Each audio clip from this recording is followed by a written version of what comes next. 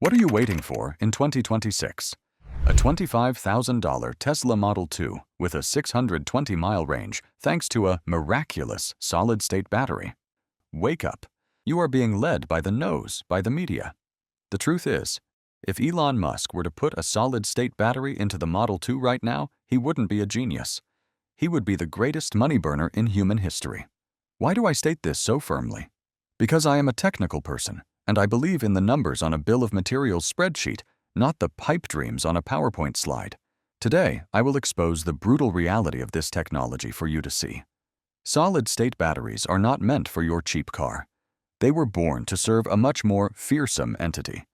Use the cold head of an investor to do the math. Why would Elon Musk cram the most expensive component into his cheapest car? The economic equation here is completely skewed from the very first hypothesis. The Tesla Model 2, or next-gen compact, was born with a single mission cost optimization. The survival goal is a $25,000 price point. To achieve that figure, the battery pack. The most expensive heart of the vehicle must be a thoroughly commoditized item. By the end of 2025, the price of LFP batteries in China has plummeted to the bottom, hovering around $50 to $80 per kilowatt-hour. Meanwhile, solid-state batteries with ceramic electrolytes and lithium metal anodes, the things lauded as the future, have initial production costs ranging from $400 to $800 per kilowatt-hour. A 53 kilowatt-hour battery pack projected for the Model 2, if using LFP, would only cost Tesla about $2,600. But if replaced with a solid-state battery, that number rockets to over $20,000. Are you crazy enough to install a $20,000 battery into a car sold for $25,000? That's not engineering. That's financial suicide. The Model 2 will run on LFP, heavy and clunky, but cheap and durable. Period. Tesla is not going to sacrifice its profit margins just to please your technological excitement. While the press hails this or that patent from Toyota or QuantumScape, the field engineers at Giga Texas are bleeding in a much more realistic war, the 4680 battery, and the dry battery electrode process. This is the raw reality Tesla is facing, not solid-state batteries. For years, the so-called breakthrough of the 4680 has actually been a hybrid dry anodes, but wet cathodes. Why?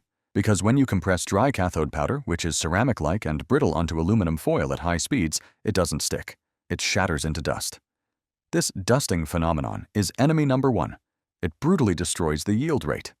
If 10% of your production line is thrown into the trash because of cathode dust, all profits evaporate instantly. Tesla is pouring all its strength, burning through money and its best talent, just to fix this error in order to compete fairly with cheap Chinese batteries. Where would they find the time, bandwidth, and money to dream about an entirely new solid-state production line with risks many times greater? The 4680 is the single-plank bridge to cross the next 5 years. Don't have grander illusions about a wide highway named solid-state. But wait, don't be quick to get disappointed and close this article, because solid-state batteries will appear in the Tesla ecosystem, just not under your seat, but walking around in your living room. Tesla Optimus is the true chosen one. Why is a robot prioritized with fancier technology than a car?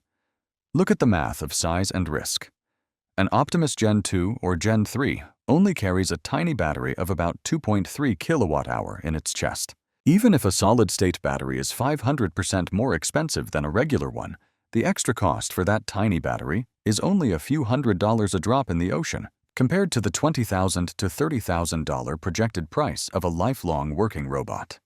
Furthermore, the physical characteristics of a robot demand things that electric cars don't yet urgently need. Robots need high C-rate burst power to perform jumps, sudden jerks to maintain balance when tripping, or to lift heavy objects, things that the solid-state battery structure does better than liquid batteries. And most importantly, absolute safety. Would you dare let a robot filled with highly flammable liquid solvents walk around your bedroom, cook next to a stove, or play with your children? With just one small puncture, a liquid lithium-ion battery turns into a thermal bomb. Solid-state batteries eliminate liquid solvents, replacing them with solid ceramics or polymers, neutralizing the risk of fire and explosion. That is the mandatory entry ticket for robots to enter people's homes. Optimus is the Trojan horse for Tesla to test and perfect this technology at a small scale and high price before thinking about bringing it down to cars. There is a dirty secret about engineering that press releases always hide when talking about solid-state batteries: stack pressure. For a solid-state battery to work effectively, especially the type using a lithium metal anode to achieve high energy density, it needs to be clamped tightly and continuously. During charging, lithium ions move and plate onto the anode. If the surface isn't pressed perfectly flat, lithium will grow dendrites sharp as stalagmites. These needles will pierce the solid ceramic separator and touch the positive electrode, causing a short circuit and killing the battery instantly. In the lab, we solve this very easily. Use a vise or a hydraulic press to clamp the battery cell. But what about on a car? How do you maintain hundreds of psi of pressure on thousands of battery cells simultaneously throughout the car's 10-year lifespan? Do you plan to install a massive steel bracing system and a hydraulic system under the chassis just to keep the battery from dying?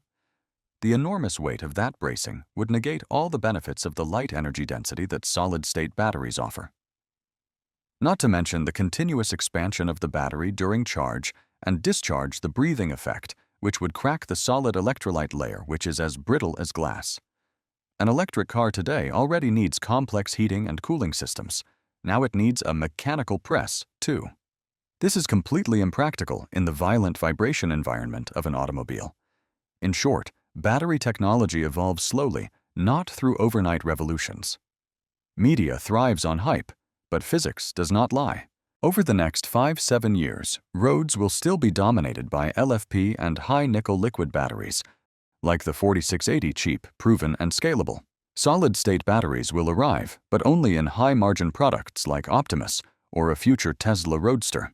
As for the mass-market Model 2, stop dreaming. It will use the cheapest, most rugged chemistry Elon Musk can buy. It won't be glamorous or revolutionary, but it will start every morning. And that reliability, not battery hype, is the only truth engineers care about.